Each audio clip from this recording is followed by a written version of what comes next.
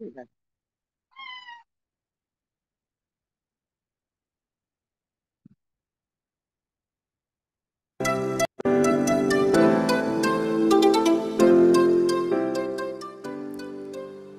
Escaparate Dozen: Effective Habits of Online Sellers. Ensure quality product photos or display on your page.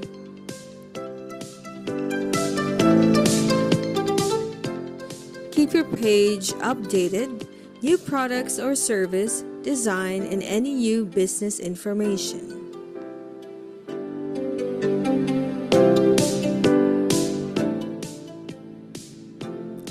Make your price competitive.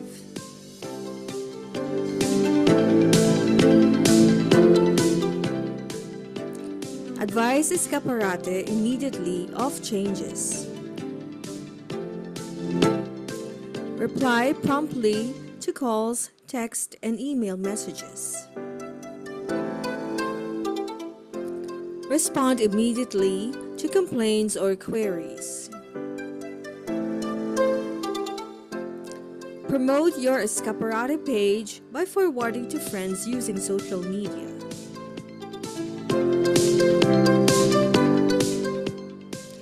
Visit the Escaparate website, including your page, every day.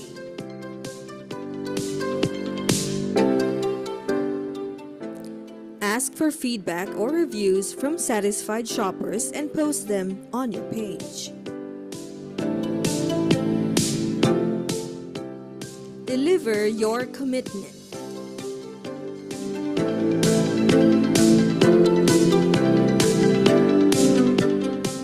Never stop learning.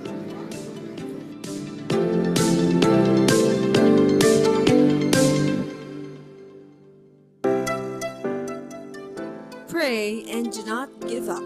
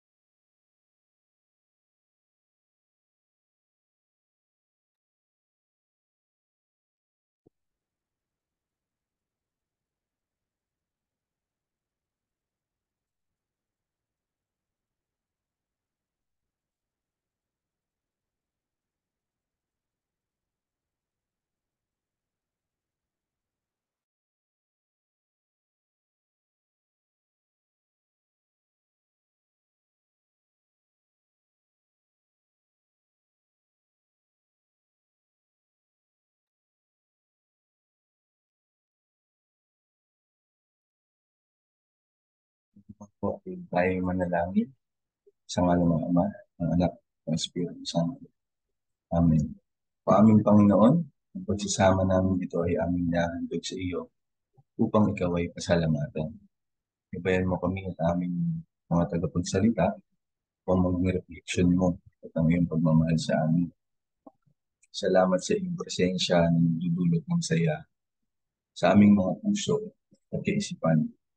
Sana ibendisyonan mo ang bawat isa na maging aktibo, makamit nawa namin ang mga layunin sa tulong mo. Taos puso kaming nagpapasalamat, Panginoon, sa paggabay sa amin at nagbibigay sa amin ng lakas at proteksyon. Dinudulog namin ng abang na dalangin ito sa matamis na ngalan ni Jesus. Amen. Amen. So magandang umaga po muli sa ating lahat.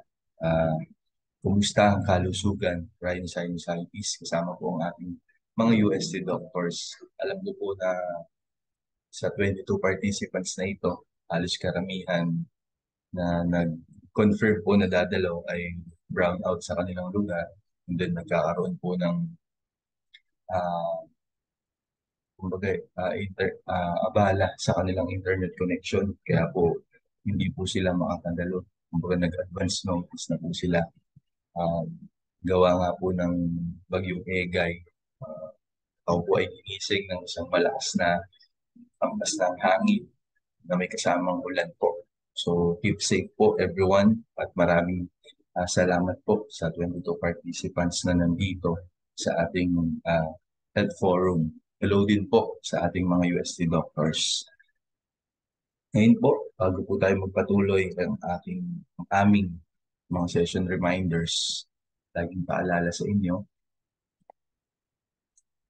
i-unmute at i-off ang ating audio and video para smooth po ang flow ng ating training session. At the same time, makakatulong din po ito para mas maging stable po yung ating internet connection. Gawa nga po ng masamang panahon ngayon.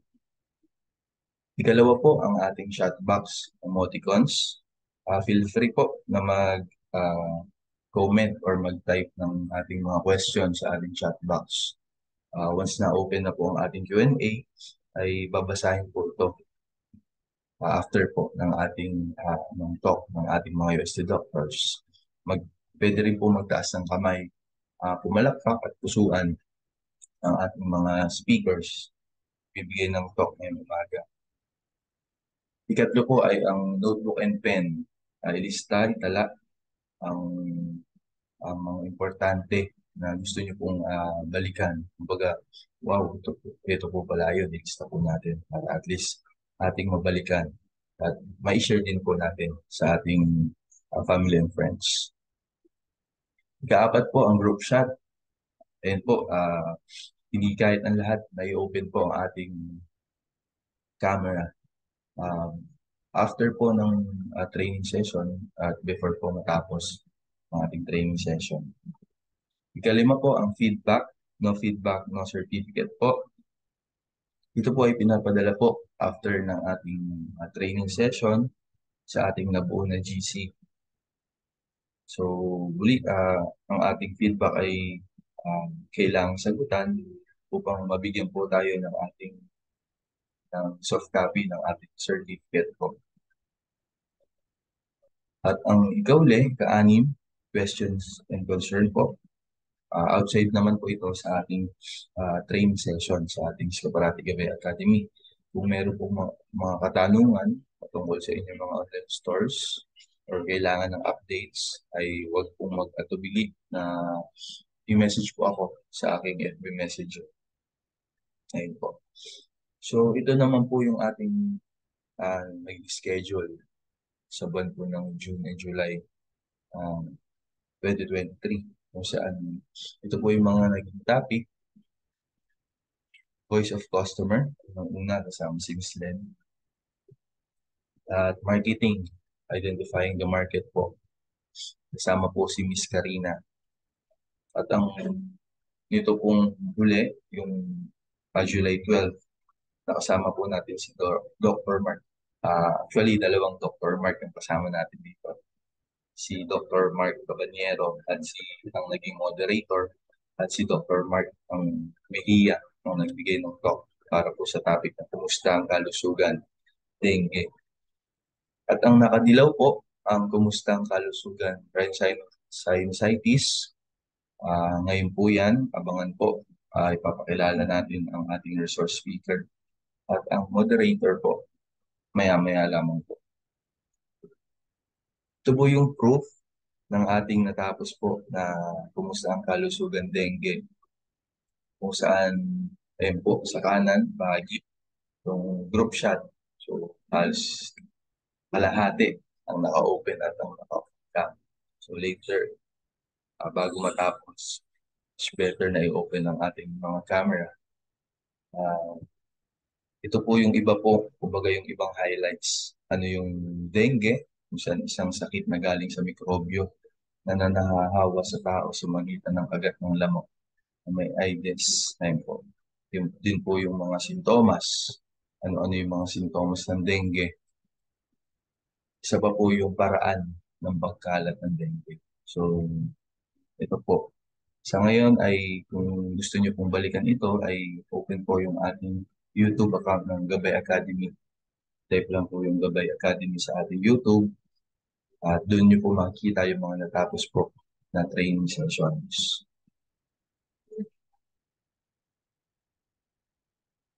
How to join our session, ito po yung meron po tatlong Gabay Academy GCs po. Saan dito po tayo naglalatag ng mga announcements para sa mga mag-yes at mag-confirm ay gumagawa po tayo ng another GC para doon naman po sa ating Zoom link para po sa nasabing training session. Yung nasa kanan po, yung poster po ay ating ipinopost po sa ating Scaparate community. So sa mga mag-comment po doon ay directly po na pinapadala po natin sa kanilang FB Messenger yung ating Zoom link. Ito po yung ating mga Scaparate social media platforms. Share ko po ang ating Scaparate website kung saan ito po yung ating carousel. So yung homepage by food, by lifestyle and essential. Pwede niyo rin po i-contact yung seller directly. So ayun po yung ating Paraiso Market. Ayun po yung ating mga senior citizens sa Batangas City, San Jose. At yung ating mga community malls. So, feel free po na mag-search din sa ating search bar sa taas, sa right side po ng Scaparate logo. Then sa left side po, kumbaga siya yung nasa gitna. I-search po yung mga products or services. So, pwede nyo rin po i-search yung pangalan po ninyo kung sakali. Makikita po lahat dyan sa ating Scaparate website. Ito po yung ating Scaparate Online Bayanihan FB page. Saan meron pong 5K likes and then 5.5K followers. Ayun po. Ito naman po yung ating bagong Scaparate promos kung saan dito po yung pinopost yung ating mga Scaparate promotions, yung ating mga videos, tulad po kanina, at ang isa pa po, tulad ng kanina po, ano po yung nasa ating Scaparate website, dito niya rin po makita yun. Kumbaga mas convenient and comfortable po na i-view dito against po doon sa ating separate website. Kumbaga, mas maraming tumatanggilik sa ating Facebook po. Ito naman po yung ating Scaparate community private group po saan may mahigit halos 4,000 po membro yung nandito. Tulad po ng naisabi ko kanina, nabanggit ko kanina. Yung poster po, dito rin po tayo nagpo-post ng mga announcements para po sa mga upcoming training sessions. So sa lahat po ng mga members dito ay pwede po kayong mag-post ng inyong products or services, pakilala yung inyong mga negosyo dito po sa ating Scaparate private group. So sa mga hindi naman po ay mag-join and then ayun nga po para maging updated kung ano po yung updates po na Scaparate community. Ating next, ating Scaparate Academy. Ito po yung ating Scaparate YouTube channel. Tulad po ng nasabi ko kanina, ayun po yung mga videos. 84 videos uploaded po. Nandito po yung mga natapos po na training sessions na pwede nyo pong balikan. I-search lang po kung ano po yung gusto nyo. Personality development, business related, or health and wellness. Tulad ng ating training session ngayong umaga. At ang ikauli, ang ating TikTok. Saan ito po yung bagong social media ng Scaparate. Nandito po yung mga featured product. So meron po tayong featured product na inilalabas weekly para mas ma-promote pa po yung inyong mga produkto or serbisyo. Sa ngayon po, excited na po ba ang lahat para po sa ating kumusta ang kalusugan? Rhinosinusitis. So sa ngayon, aking pong ipapakilala na ang ating mga UST doctors na makakasama natin ngayong umaga. So sa ngayon, siya po si Dr. Zarina Alexei S. Caticales, MD, kung saan siya po ang magbibigay ng talk ngayong umaga. Hello po, Dr. Zarina. Si Dr. Zarina po ay nagtapos ng Bachelor of Science in Biology sa University of Santo Tomas. Ayan po. Siya po ay gumraduate din po ng Doctor of Medicine sa University of Santo Tomas, Faculty of Medicine and Surgery po. Si Dr. Zarina po ay currently po first year resident sa UST Hospital po. Otorhinolaryngology, Head and Neck Surgery po. So, Dr. Zarina, paki-correct po yung aking ah, yung expertise po sa inyong first year resident. Mamaya po. Ayan po. So, si Dr. Zarina po ay physician licensure board passer noong taong 2021 kung saan siya din po ay Dean's Lister po sa UST noong 2016 and second honors po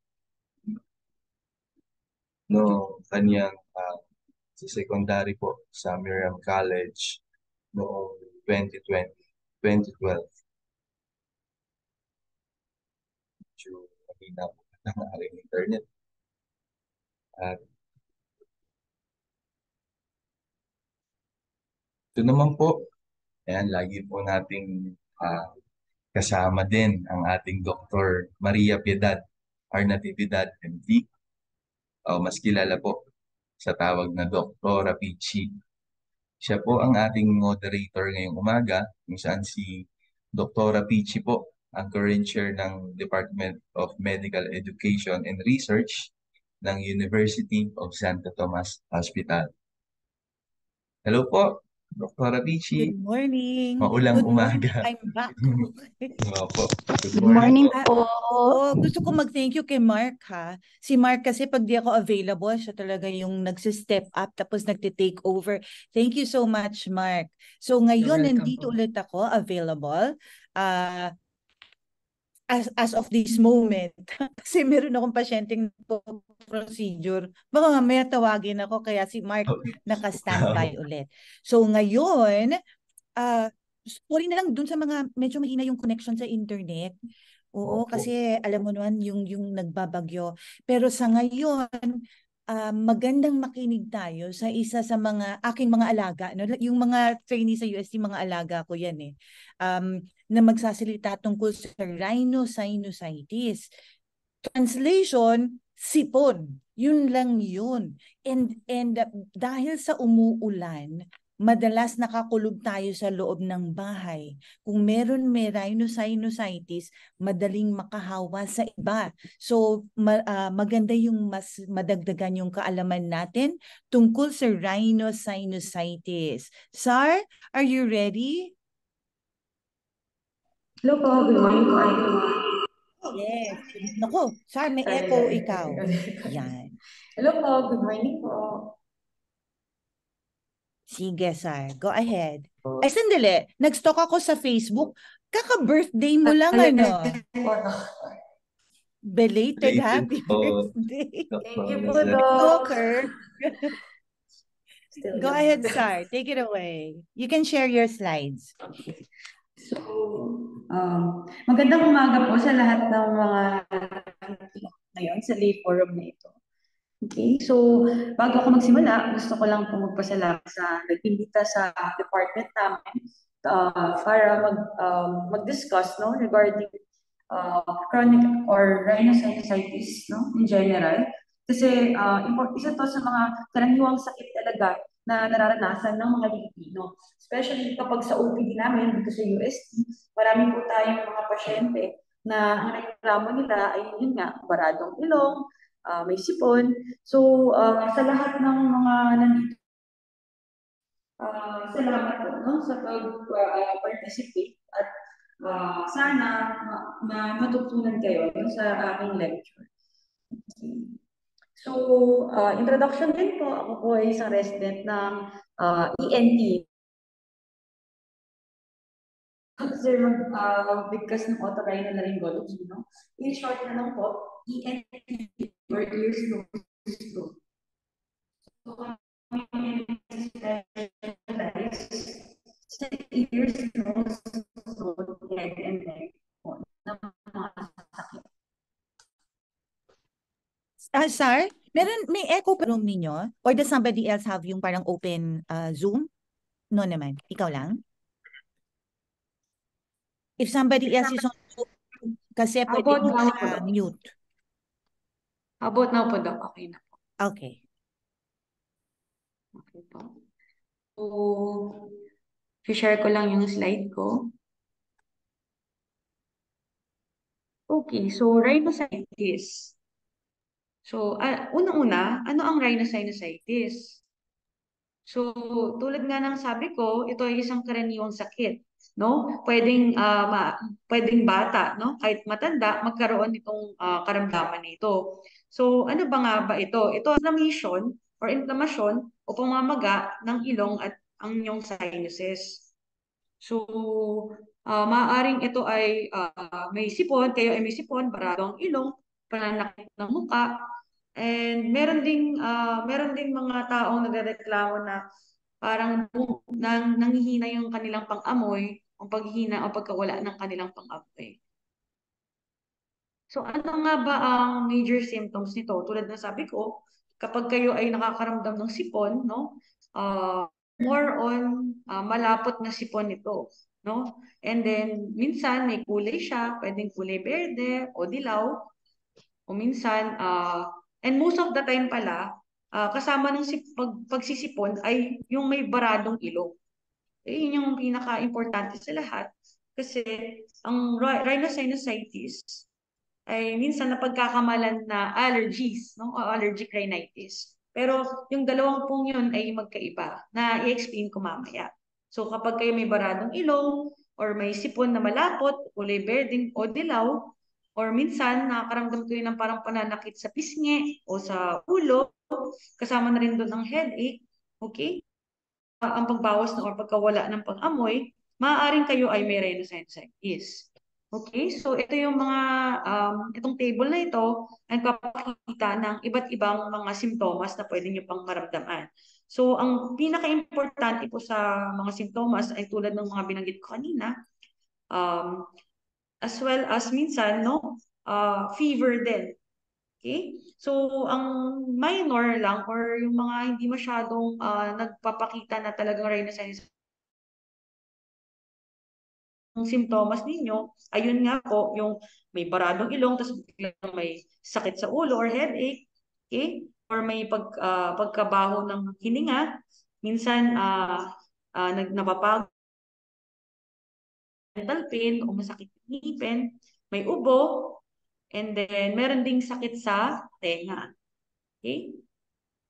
So, ano nga ba ang iba't ibang klase ng rhinosinusitis? So, ang rhinosinusitis ay actually nagkakaiba, depende sa temporal or yung timing, panahon.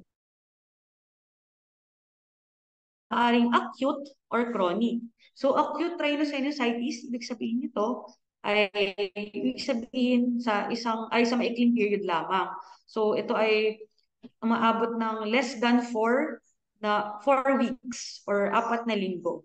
Okay? So kapag hindi siya kapag nawala naman siya no, less than 4 weeks, baka acute lang ito. Okay? Ito ay pwedeng dahil sa allergic response, no? Pwedeng allergic response or allergic triggers, immune deficiency or inflammatory response sa pwedeng dahil nagkaroon kayo ng virus or bacteria, no, na nag-ano sa ilong ninyo, nag-infect. Okay? So, ang chronic rhinosinusitis naman, no, hindi katulad nung acute, no, more than 12 na weeks or 12 linggo na makakaramdam kayo talaga ng pambabara at pagsisipon. Okay? So, dahil ang pagkakaiba nito sa acute ay yung chronic, parang may problema na talaga no, sa pag-drain ng sinuses ninyo. Kaya talagang kahit anong gawin ninyo, kahit nawala na yung virus or bacteria no, na nakikita natin sa acute, dito sa chronic, kahit anong gawin ninyo o kahit anong inumin ninyo, talaga siya nawawala. So, usually, ang cause nito, no? Hindi katulad sa acute rhinosinusitis, ang chronic rhinosinusitis, ang cause niya usually yung mga problema na sa struktura or sa anatomiya ng ilong or merong bukol or polyps na commonly nakikita natin, no, sa mga pasyente natin sa OPD na nagkakos ng pagbabara at pagsisipon. So, yun nga po, no?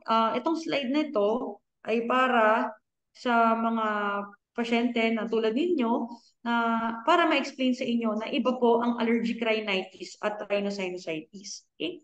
So, pare-parehas, medyo magkaparehas sila ng simptomas.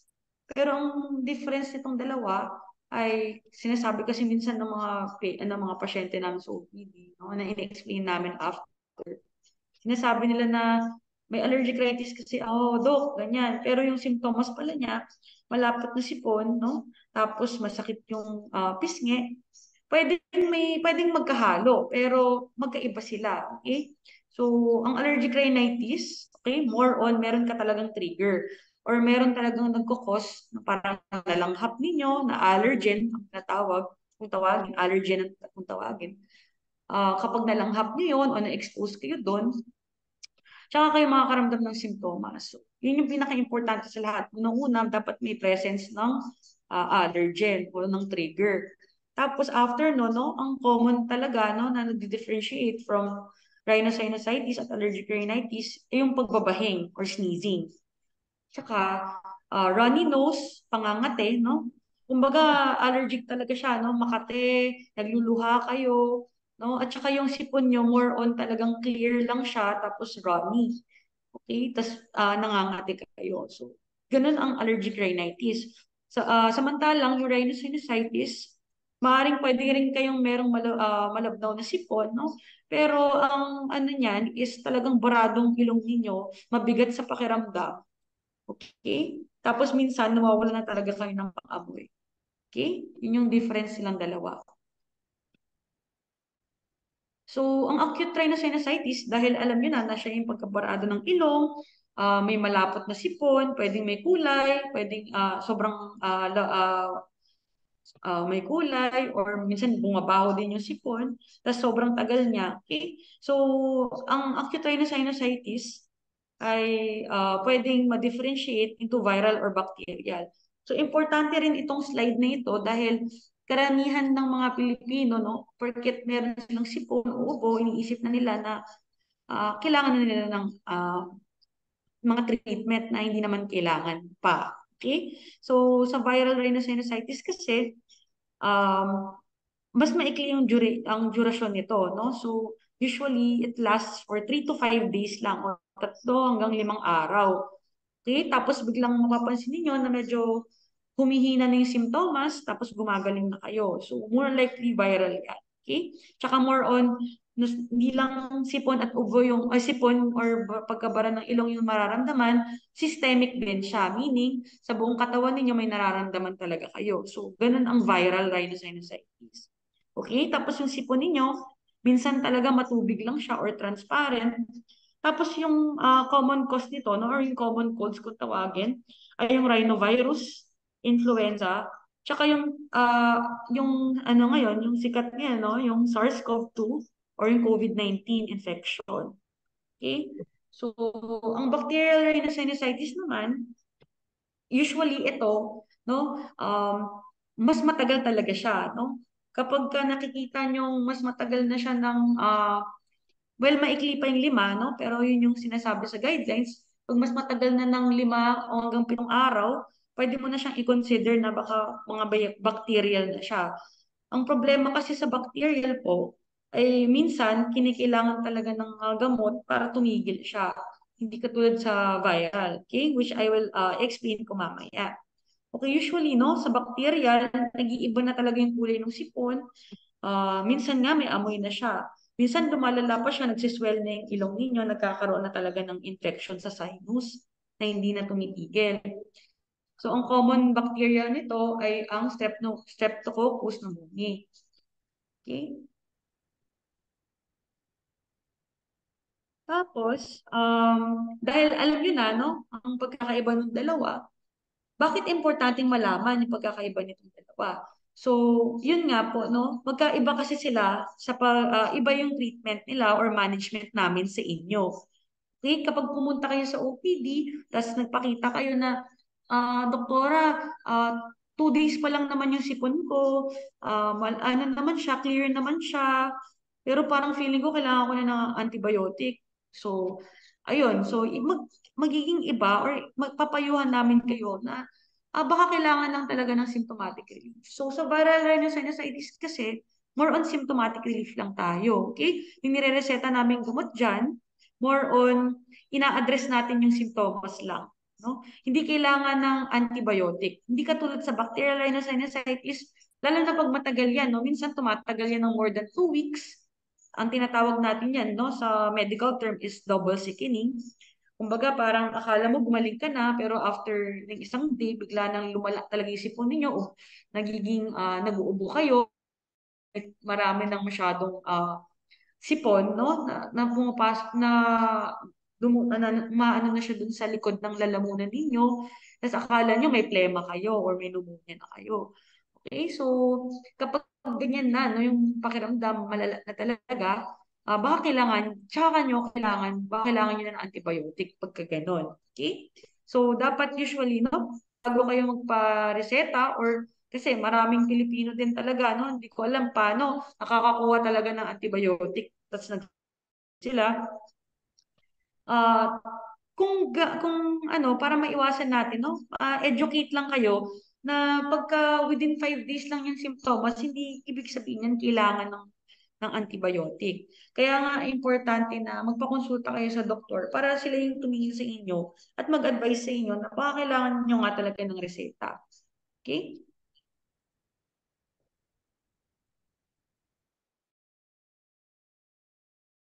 Or pag symptomatic relief, no, ito yung ginagamit natin. Okay? Commonly, no, especially mga over-the-counter drugs katulad ng decongestants natin, na chlorpheniramine maleate, phenylephrine, or yung sikat na tinatawag natin Decolgen, no, Neosep sa mga bata. Pwede niyong gamitin ito, pero ang importante lang dito, no, kaya ko siya binanggit is, minsan kasi,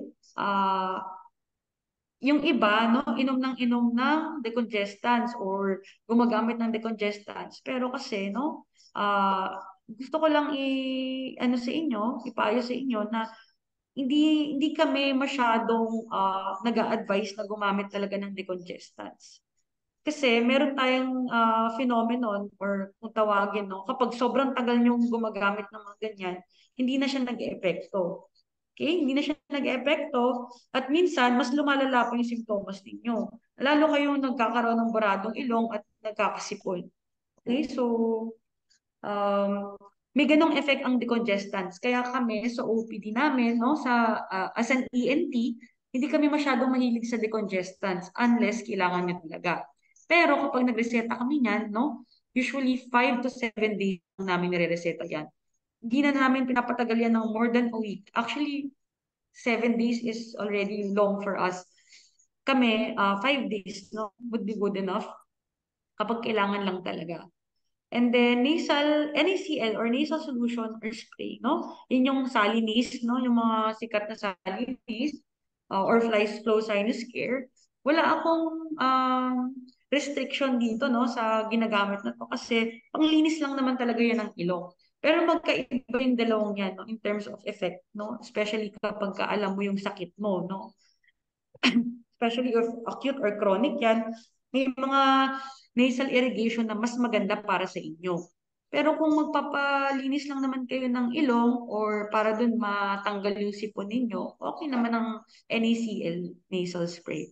So wala tayong problema dyan. Hindi naman yan, wala namang masamang epekto yan. Okay? So, ano nga ba ang gamot na pagbawas ng sakit ulit na? So, isa pa to sa mga dilema, no, ng mga Pilipino. So, hindi nila alam kung anong iinumin na gamot. Minsan natatakot sila kung anong pain reliever. pinaka hindi masyadong delikado sa lahat is yung paracetamol. Okay? Unless meron kayong allergies. Kaya importanteng alam nyo kung saan kayo allergic. Ah, kasi kapag ganun nangyari, syempre, magiging delikado para sa inyo. Pero kung wala naman, no, paracetamol ang common naming nire-reseta. Okay? Aside from that, meron tayong acetaminophen.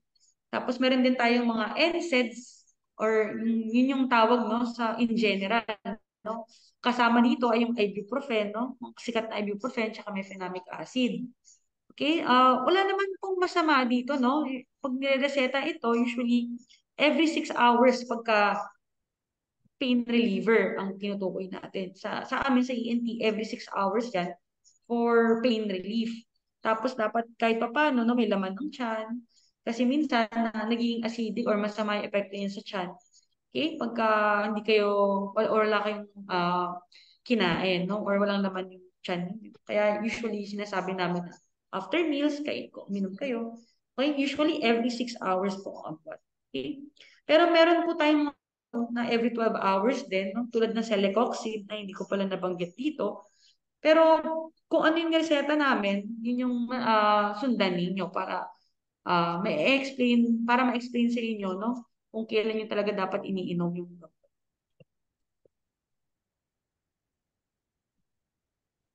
Sorry.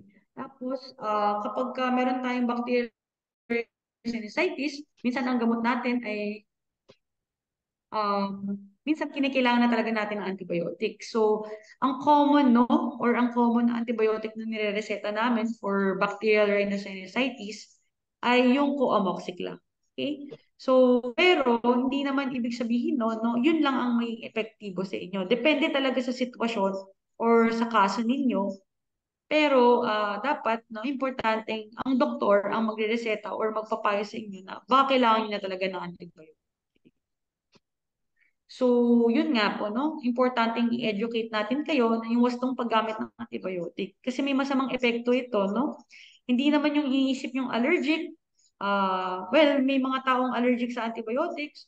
Hindi yung iniisip nyo na baka maka-harm ng kahit anong parte ng katawan. Hindi po yun yung, well, yun, kasama yun. Pero, ang pinaka-importante po sa lahat kasi ang iniiwasan natin ang resistance no sa antibiotic kung saan kahit anong pag-inom ninyo, di na umeepekto yung gamot kasi nga resistant na yung bakterya sa antibiotic. Nangyayari kasi yun. Natututo yung bakterya or naaaral niya kung ano yung antibiotic dahil doon di na umeepekto sa inyo yung gamot. Okay? Hindi agad gumagamit ng antibiotic dahil may indikasyon para gamitin yon. Okay? Tapos wag iinom ng antibiotic hanggat walang payo ang doktor. Tapos hindi lahat ng antibiotic ay magiging epektibo sa sakit, no? Meron kasi mga no, kahit ano nagse-self-medicate lang, akala nila kahit anong antibiotic inumin niyo okay naman sa kalagayan niyo, pero hindi yun ganoon po, okay? Antibiotic sa saktong oras, pasyente na pag nireresetahan sa 12 hours, hindi naman effective, gagawin kong 3 times a day. Hindi po yun ganun, okay? Importanteng alamin niyo at dapat with guidance ng doktor kung paano iinumin kasi minsan nag-overdose na pala kayo. Okay? Or minsan, hindi dapat ganun. Minsan kasi may mga pasyente, no, sobrang kulang naman yung pag-inom, nagmi-miss sila ng dose, hindi naging epektibo yung antibiotic. So, wala din nangyayari. Okay? Tinutulungan niyo pa yung kumpletuhin ang kurso ng antibiotic kahit magaling na kayo kung anong nakalagay sa reseta ninyo, yun yung susundan nila. Kasi baka mamaya hindi pa naman talaga tapos no yung bacterial infection o yung gamot, diba? So, sundan nyo, okay? Yung reseta sa inyo. Tsaka, yun nga po, mag-ingat sa posibilidad ng allergic reaction sa antibiotic. Okay, so mga bacterial infection or viral infection na nakukuha natin na nagrepresenta as rhinosinusitis, prevention pa rin is the best management, no? Kahit dahil pero importante pa rin, no, na i-prevent natin yung spread ng hugas ng kamay, mag-disinfect ng mga gamit or kahit anong mga ginagamit na or yung mga shared na objects, no, sa bahay or sa workplace. Tapos yung kamay nyo, huwag nyo lagi hinahawakan sa mukha kasi yun yung transmission ng bacteria, di ba? Kita nyo ah, sa figure na ito, okay? Tapos, yun, importante yung cover yung mouth niyo or yung nose niyo pag nagsisneeze or umuubo or mag-wear na lang kayo ng mask. Tapos, kapag may symptoms kayo, importante mag-isolate kayo, especially kung may COVID. No? Meron tayong COVID ongoing. Okay? So, yun ang acute rhinosinusitis. Ang chronic rhinosinusitis naman, ito yung sobrang tagal talaga, no? Umaabot ng 3 months. 3 months may sipon at baradong ilong. Talagang tanong na sarili nyo, baka kailangan ko na talaga magpa-check up. Kasi karamihan din ng mga Pilipino, wala, sipon lang yan. Decongestant lang man ang decongestant. Yung pala, 3 months na pala kayo nagdi-decongest. Hindi na epektibo yung decongestant. Tulad nga na sabi ko sa inyo kanina, di ba po? So, ang problema kasi dito, no, kaya matagal talaga itong chronic rhinosinusitis, may problema na talaga sa daanan, no, pag-drain ng sinus ninyo. Okay, so dito sa figure na to, makikita nyo yung normal. Ito yung anatomy, no, ng sinuses natin. Kita natin sa dito, no? Ito, yan. Yan yung maxillary sinus, no? Ito yung nasa pisngi natin. Ito yung frontal sinus na nasa noo natin. Okay? Tapos, kapag may problema kasi, tulad dito, no? Pag may problema sa drainage ng sinuses natin, ang nangyayari dito, na mamaga, no? Kumpara mo naman dito sa structures dito sa kaliwa, dito sa kanan, medyo maga na, no? Yung lining ng ilong ninyo, yung sinuses ninyo. At the same time, nag-iipon na ng sipon dun sa loob. Yun yung nagkakos ng pagbabara. Pakiramdam nyo na parang barado, mabigat, na sobrang sakit kasi namamaga na. Okay? So, para maintindihan nyo, no, parang ihalin tulad natin yan, no, sa mga kanal or sa mga ilog na maraming basura. Ang nangyayari, di ba, nag-iipon doon, nagbabaha. So, ganun din, no, sa drainage system natin sa sinus. Kaya tayo nagkakaroon ng chronic rhinosinusitis. Okay? So, yung may pag-ipon o pagbabara ng sipon. Okay? So, ang common, no, nagdudulot nito, importante rin ito, kasi may mga tao din na mapapansin nila, tabingi yung ilong nila, no, or septal deviation kung tawagin. Or minsan, may mga pasyente na nagkaroon ng trauma, no, or naumpog, nabunggo, habang nagbabasketball, natamaan yung ilong, tumabingi. Sabi nila, nagdugo lang naman, okay lang, ganyan. Wala naman walang problema kay tabing ilong ko, buhay pa naman ako. Ay, may mga ganon, pinabayaan nila. Dahil doon, yun yung nag-cause ng pagbabara. Dahil tabingi na yung ilong ninyo, yung area ng sinuses ninyo, dahil tabingi itong area na to, nabara na yung butas. So, pangit yung drainage, kaya kayo magkakaroon talaga ng chronic rhinosinusitis. Okay? So, ang pinaka-common talaga is bukol, no? Kaya importante, no, yung ano natin ito, ang goal ko dito, no, is to educate you not only kung ano ang chronic rhinosinusitis, pero para mahikayatin kayo na magpa-check up kailangan, no? As an ENT, importante na gusto namin yung mga possible patients na may ganyan palang kalagayan na matagal nang may baradong ilong, baka malay nyo mamaya may bukol kayo, okay, na ayaw naman natin sana hindi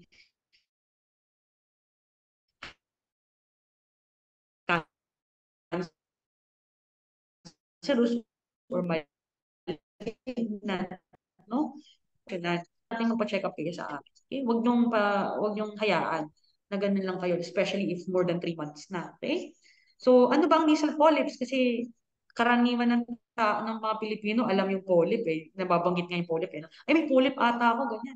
So, ang polyp, kapag nakikita nyo talaga, no, puting-puti siya, no, kumpara dun sa lining ng loob ng ilong. Yung lining ng loob ng ilong kasi ay pink talaga, no? Pinkish, parang salmon. Pero yung polyp natin ay whitish talaga siya. Alam niyo yung grapes na binalatan? Yung parang puti. Ganun na ganun yung itsura ng polyp. Okay? So, yung polyps natin, nag-iipon yan dyan, no? Tumutubo. No? Tapos yun yung nagkakos ng pagbabara. Tingnan niyo itong yellow na to, ito yung polyp. No? Binabara niya yung sinuses, kaya nag-iipon doon sa loob. Okay? So, paano ba ginagamot ang chronic rhinosinusitis? So, hindi katulad ng acute rhinosinusitis na pwede tayo mag-symptomatic relief lamang, ganyan. No? May iba ng gamot no, para sa chronic. So, kapag sobrang tagal na, iba na yung nire-reseta namin dyan. Ito ay dahil sa tatlong goals natin no, of treatment kapag sa chronic. So, unang-una, kailangan natin i-address yung inflammation o pamamaga or pagsisipon. Kasi yun yung symptoms ninyo, di ba? Tapos, ang second ay ang pagtanggal o paglinis ng nagbabarang sipon. So, dapat matanggal natin talaga yung cause, no? Kaya tatanggalin natin ang sanhi ng pagkabarado. So, dapat yung mga naipong sipon doon, tatanggalin natin. At the same time, tanggalin din natin yung nagkakos ng bara. Okay? So, paano yun mangyayari? So, usually yung nirereseta namin, no, medically, especially if wala naman, no, barado lang talagang ilong ninyo ng matagal, intranasal corticosteroids talaga ang nirereseta namin. Yun yung pinaka-epektibo sa lahat.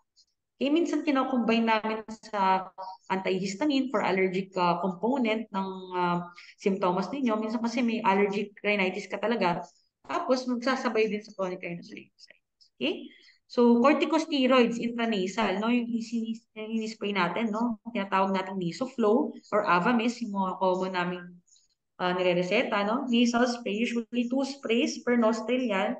Pag chronic rhinosinusitis, 2 times a day yan.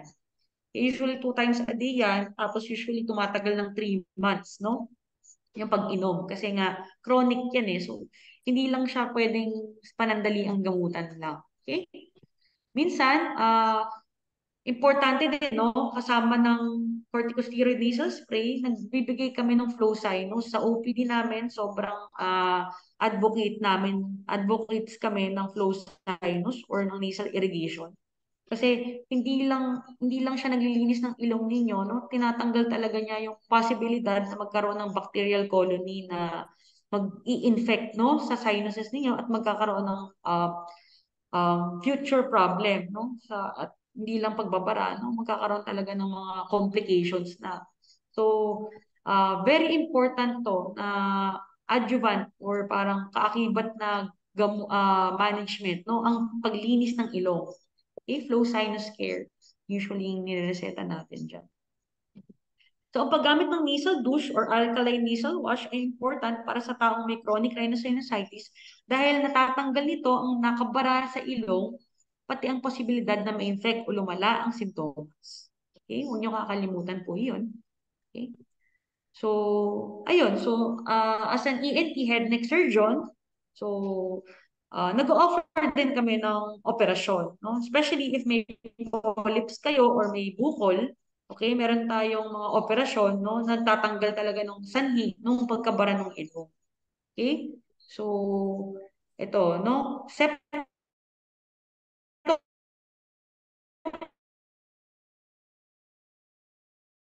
ang ginagamit na, no? Kinokorek natin, no, yung pagkatabingin ng ilong, no? Usually, scope guided yan, ano, sa OR, no? Sa loob ng OR, kapasok kami ng scope, tapos inaayos namin yan. Okay? Meron din tayo na tinatawag na polypectomy, no? Natanggal talaga namin yung polyps, nagpapasok kami ng scope. Tapos meron kaming mga reader o instrument, no, na nagtatanggal ng polyps. Tapos after natin maoperahan, ginhawang-ginhawa ka na dahil natanggal na yung polyp, wala na nang nagawa din namin kasi no, kasabay ng pagtanggal ng polyp, binubutasan din namin yung sinus para yung mga naipon na yan, patanggal. Okay? So minsan talaga kailangan ng operasyon, especially if pansin ninyo na ang tagal na talaga ng simptomas ninyo. Okay? Kaya importante talaga, sabi ko nga sa inyo, magpa-check up sa aming ENT. Okay? So, yun lang naman, no, for my discussion or lecture. Medyo napatagal po ata ako, Dr. Peachy, sorry po. Pero gusto ko lang naman, no, ibahagi sa inyo. Um, Very much eager po ako na malaman ninyo ang importansya ng pag-check up, no, especially pag yan yung mga simptomas ninyo. Baka hindi lang yan allergy, baka hindi lang yan sipon o bara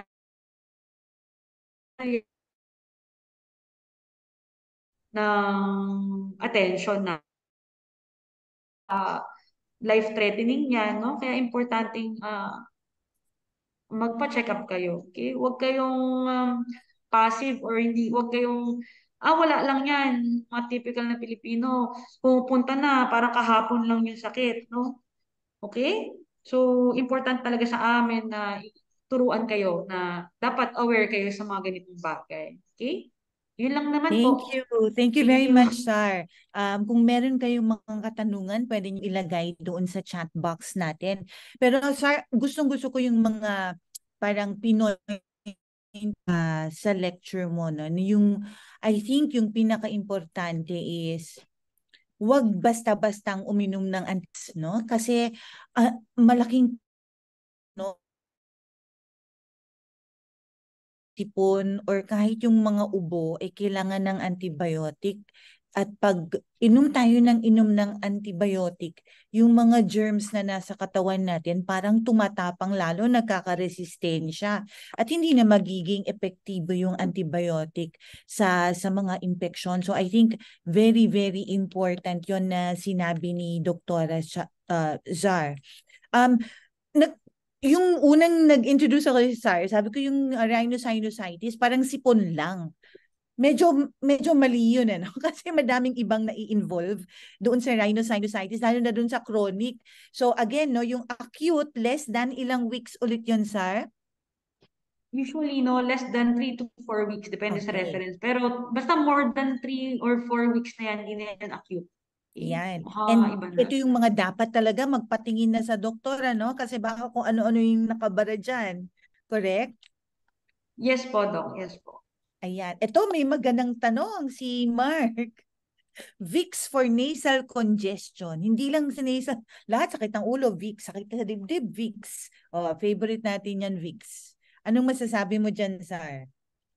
Actually, wala akong tutol, no, regarding Vicks Vapor Rub with regards to nasal congestion kasi meron din talaga siyang herbal or element no, nagpapa-relieve ng pagkabara, yung pagsimptomas ninyo ng parang barado ilong ninyo.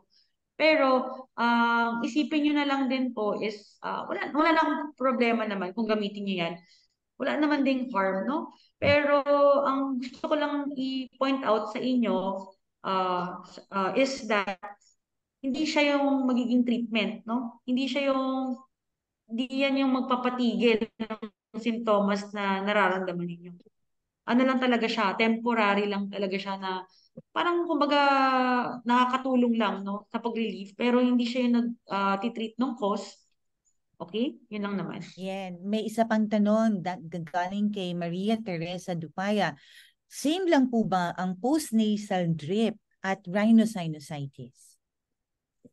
Okay, so actually, no, yung question na yan, okay, define ko na muna natin, no?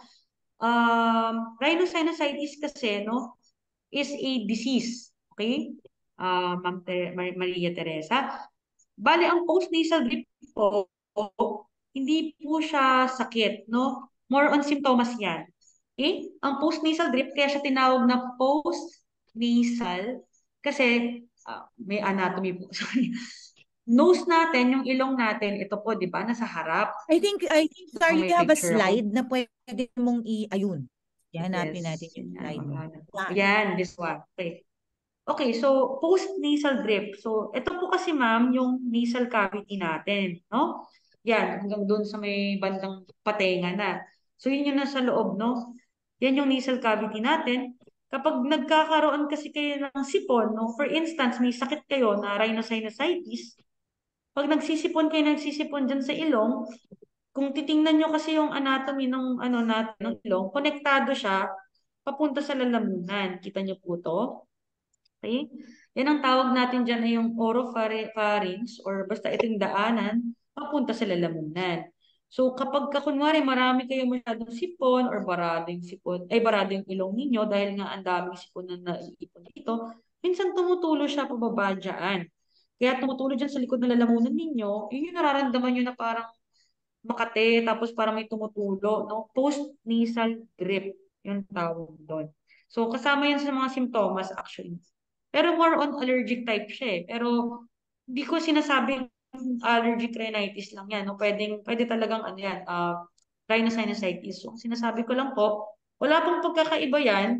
Ang ano ko lang is post-nasal drip, pwede siyang simptomas ng rhinosinusitis. Yun lang And po. pwede rin sa allergic rhinitis, correct? Yes So, po, ano yes lang siya po. parang simptoma na Symptom. kailangan Yes. malaman natin kung ano yung nagkukos ng simptoma na yon. So, maaring sa rhinosinusitis, pwede rin sa allergic rhinitis.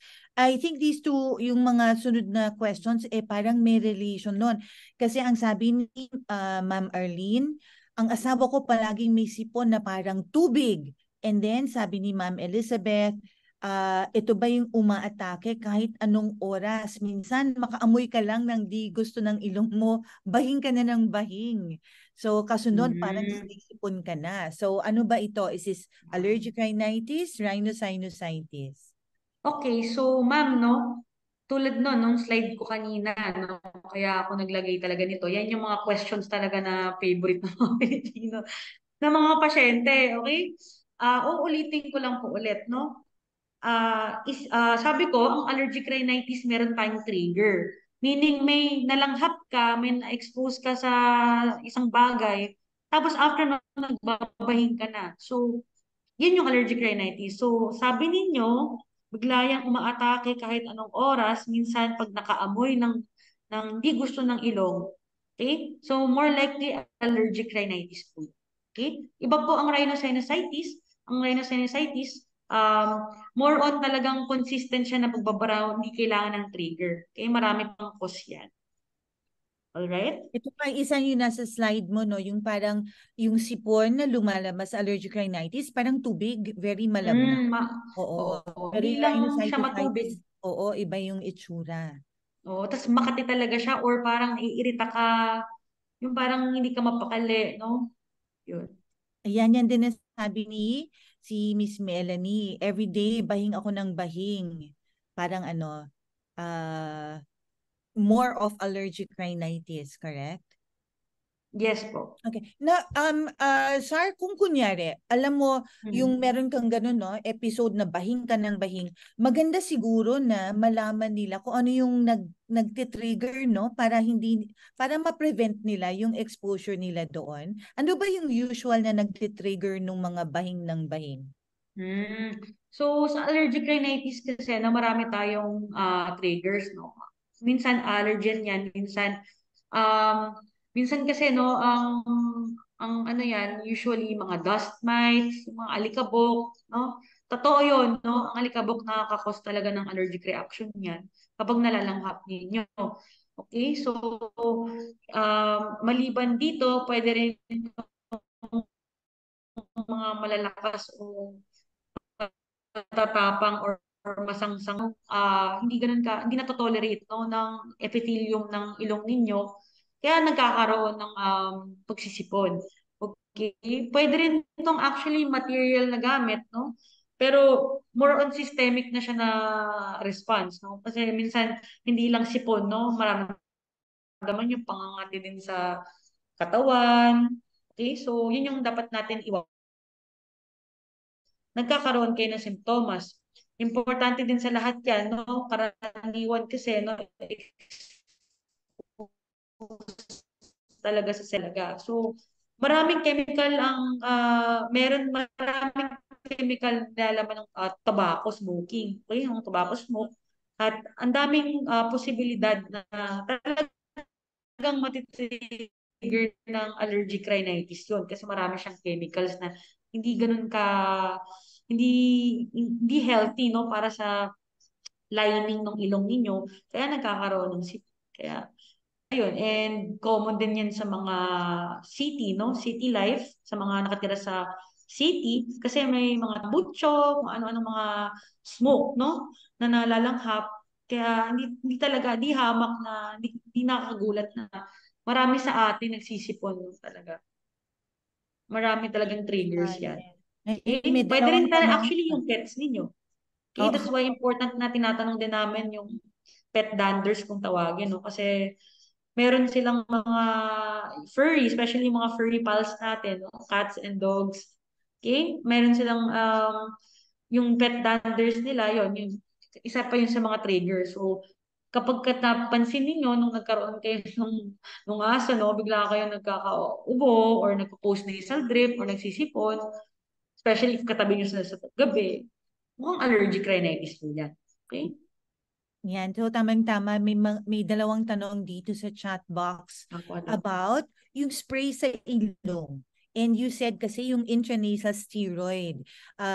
Madami pa rin tayong mga pasyente na pag sinabi mo yung reresetahan kita ng spray sa ilong, ha, may steroid.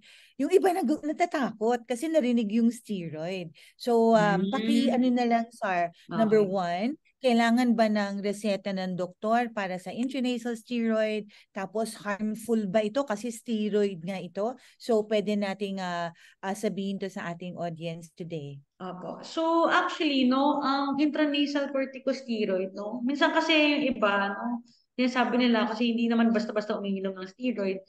Iba po kasi yung intranasal corticosteroid. Meron kasi tayong oral, meron tayong intranasal lang. So, pag intranasal kasi, ang tawag natin dyan sa mga ganyang gamot is topical, no? So, para lang din yun yung mga cream na ginagamit nyo, no, na steroids na containing. Topical lang siya, meaning, doon lang siya, kung saan mo nilagay, doon lang siya magkakaroon ng epekto. Okay, so hindi siya tulad nung iniinom ninyo na buong katawan magkakaroon ng epekto.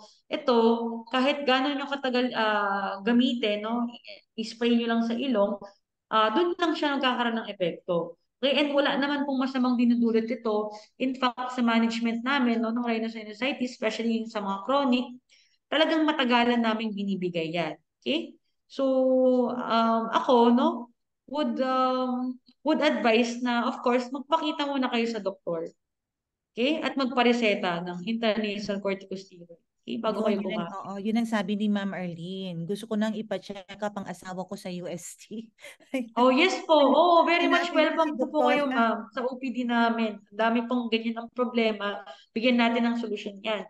Meron din kasi kaming mga procedures, no, na chinecheck namin yung loob ng ilong para makita namin kung may bukol yan o wala. Okay? Yun yung nakikita. Kaya importante ng aming specialization, no? Being ang ENT, huwag kayong mag-hesitate sa mga ganyang klase ng mga sakit. ENT po ang puntahan ninyo. Kami po ay ang magagamot sa inyo. Yes, I agree. Meron isang nagtanong, nangangapal ang ibabaw ng ilong. Is this simptoma daw ba ng rhinosinusitis ito? It's more of Ibabaw ng masakit, di ba? ilong. Masakit. Dito, tapos dito. Sa labas Correct, po no, ba? Sar? So, ang Sige, sabi bale kapag nangangapal. hindi ko masabi yung ibabaw po, no? Pero pag sinabi niyo bang ibabaw, pag dito, no? Parang sinus niyo yan, no? More likely kapag sa parang medyo banda sa gitna ng mata, no? Parang dito siya, parang gusto niyong pindutin or bigat siya. Baka more likely sa sinus problem yan. Pero pag ibabaw ng ilong, meaning dito, no? Sa nose ninyo, baka iba na po.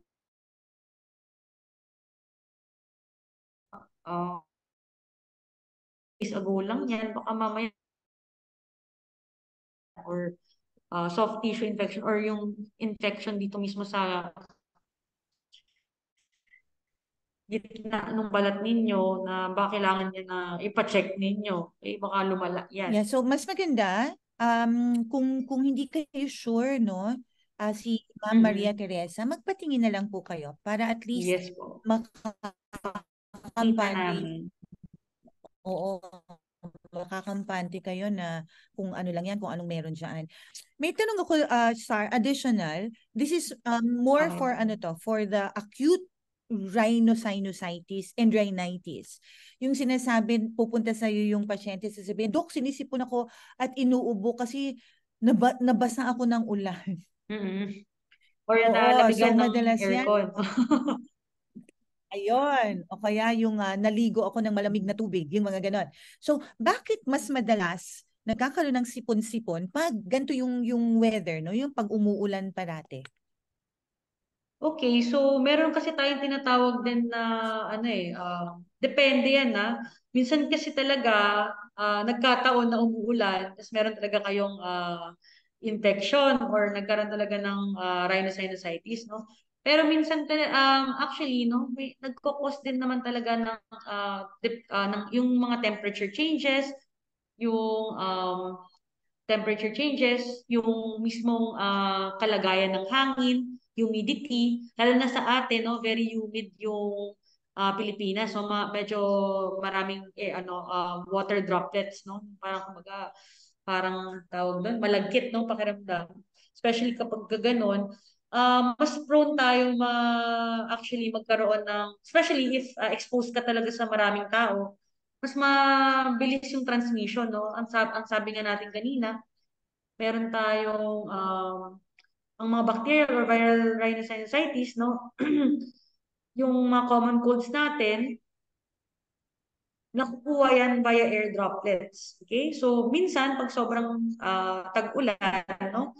Hindi yung ulan yung nagkakos ng sipon. Kung nabasa ka, hindi yung ibig sabihin, magkakasipon ka. Ang nagkakos ng sipon ninyo ay maaaring meron kayong nakasalamuha or meron talagang bacteria yung hangin na nagdala doon, nalanghap ninyo. Okay? So, mas mabilis yung transmission kapag sobrang humid nung panahon, especially if kulob or exposed kayo sa maraming tao. Yun yung nagkakos, no? Pero pag sinabi ninyong parang nalamigan lang kayo ng aircon, ganyan, parang um, well, meron tayong tinatawag kasing vasomotor, no? Meaning merong epekto yung temperature, pero hindi ibig sabihin ng isipin ninyo na infection siya. Okay? Minsan may mga triggers din talaga, no, na changes in temperature na nagkakos ng ilong nyo para magkasipon. Pero ibig sabihin nun, infection siya, okay? Hindi lahat ng sipon natin infection, okay? Baka reaction lang yun ng katawan ninyo dun sa mga environmental exposures na actually dapat na-explain talaga. Kaya important po, kapag may symptoms kayo, marami kayong tanong, magpa-check up kayo para ma-explain namin sa inyo yung mga pwedeng cause, no, ng sipon ninyo. Okay? Okay. Especially if Maganda matagal rin itong slide na ito, Sar, because makikita natin, no, pag kunyari, inuubo ka or sinisipon, meron kang mga acute rhinosinusitis, tapos tag-ulan, lahat kayo nandun lang sa loob ng bahay. Pagka Yes umubo ka or umatsing, bumahing, ayan na, magsispread na yung mga virus sa Mabilis air. ang spread po. Correct. So lahat ng tao na nandun, mabilis makakawa. Kaya hindi yung nabasa sa ulan, ang nag-cause nun, pero ang nag-cause nun, sabi ng na baka may sipon. Okay, so I think we answered, no, na nasagot naman lahat ng question na nandito sa chat box. So maraming salamat, Doktora Gaticales, no, from Dami pong question, Dok. from the Department of, ano ba yun? Ang dami-dami na ano ba yun? Di ba madami na kayong pangalan? Basta ENT, ear, nose, and throat. Yes, ENT thank po. you ENT very na lang much, po para Star. sa kids. And back to you, Jo. Thank you po. Ayan, ORLHNS. Yes Ayan. po. Back to you, Jo. ORLHNS ENT. Ayan po. Thank you po, Dr. Rapici, Dr. Za, and then siyempre kay Dr. Mark sa pagbigay po ng oras. Kahit na alam natin na masama yung panahon. So, with that po, request ko po, Dr. Za, na screen po muli ako.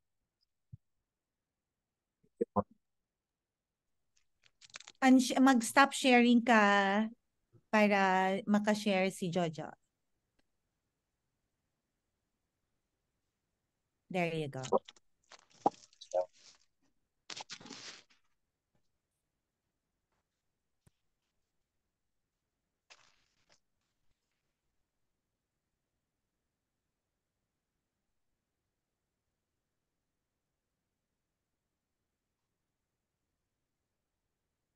And po, so with that po ay Gabay Academy Escaparate present this certificate of appreciation kay Dr. Zarina Alexei S. Gaticales, MD, for conducting the talk on Kumusta ang Kalusugan, Rhinosinusitis. Given this day po sa ating office sa AMG Center, Domingo Guevara, Mandaluyong City, signed by myself and our President COO, Ma'am Josefina Arnatividad. Siyempre po, kay sa ating moderator po, na laging nandyan, Gabay Academy Escaparate, present this certificate of appreciation sa inyo po, Dr. Maria Piedad Arnatividad, MD, for moderating the session on Kumusta ang Kalusugan, Rhinosinusitis. Given this day po, ito po sa aming office, DMG Center, Domingo M. Guevara Street, Mandaluyong City. Signed by myself and our President COO, Ma'am Josefina Arnatividad po. So muli, maraming salamat po, Dr. Pichi, Dr. Zarina, Dr. Mark, sa palaging pagbigay at paglaan ng oras sa Escaparate, siyempre sa ating mga masisigasig na miyembro. So, ayun po, para sa ating group shot, bago matapos ang training session. So, request ko po na i-open po muna ang camera. Para umpleto po tayo sa ating group shot.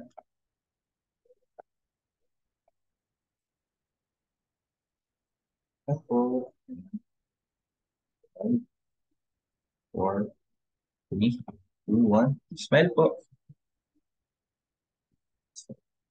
Second shot po.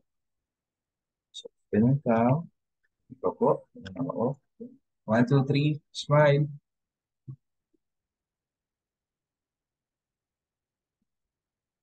Po. So, maraming salamat po sa ating mga UST doctors, para Pichi, Dr. Maraming salamat din, sir. God bless. Thank you po. Thank you, Doc. Mga Doc. Thank you very much. Thank you.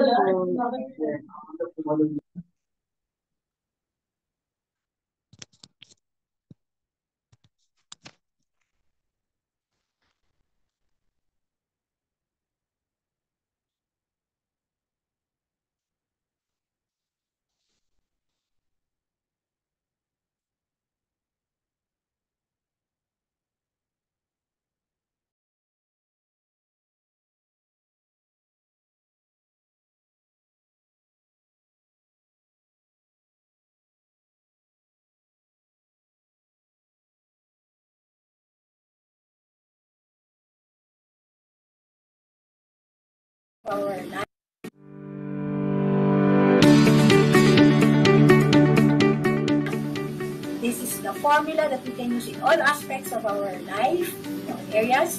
It says here, offense, ba? Yung hangin namin, yung grit, yung tapang ng loob, yung spirit, ba? Yung energy. Dapat nandyan, no? Hindi tayo uurong. Sa konting problema, pak, sulong, bangon, ba? Arangkada lang. And the defense. The defense, ito yung mental loss. Pag marami masyadong palaka around us, gamitan natin ang ating mental loss. Hindi totoo yung palakang yan. Guni-guni ko lang yan. Maliit lang sila. Ang pamamahala po ng peligro ay actually isang cycle yan. 4 na steps, 4 na K. Para po madaling tandaan. Kilalanin o alamin ang iyong peligro. Ano ang sanhi nito at anong epekto. Ngayon, pagkatapos niya ay kilatisin. So, alamin. Pag nalaman na niyo yung iba-ibang klaseng peligro, kikilatisin o alamin niyo po yung detalye ng mga peligro. Para mapili po ninyo kung ano ang uunahin. Ano yung mga pwede nating gawin para maalagaan ang ating baga? So, ito yung mga usual health measures na pwede natin gawin. Unang-una, preventive medicine. Alam natin na may mga peligro sa ating paligid. So, as much as possible, kung kaya natin iwasan ang mga peligro sa paligid, makakatulong yan sa kalusugan ng ating bag. Ang kaibahan ng Facebook ads, paid po siya. Versus yung ating mga organic kanina, yung Facebook page, yung social account, personal account niyo, Facebook group niyo, marketplace, libre po yun. Now, ang advantage nun, walang bayad, ang catch lang nun, matagal, kakain siya ng time. On the other hand, pagka po may budget kayo, at gusto nyo mabilisan, Facebook ads yung paraan. Importante po sa mga nanay, isa-isahin natin ito mamaya, pero ito po yung magiging focus ng discussion namin ni Siggy, ang tamang paghuhugas ng kamay, ang tamang kasuotan pag ikaw po ay naghahanda ng pagkain, at kung ang pagkain mo naman ay kailangang lutuin, paano ang hustong pagluluto ng pagkain. Yung tubig po na pinag-anuhan nyo ng pansit na doon.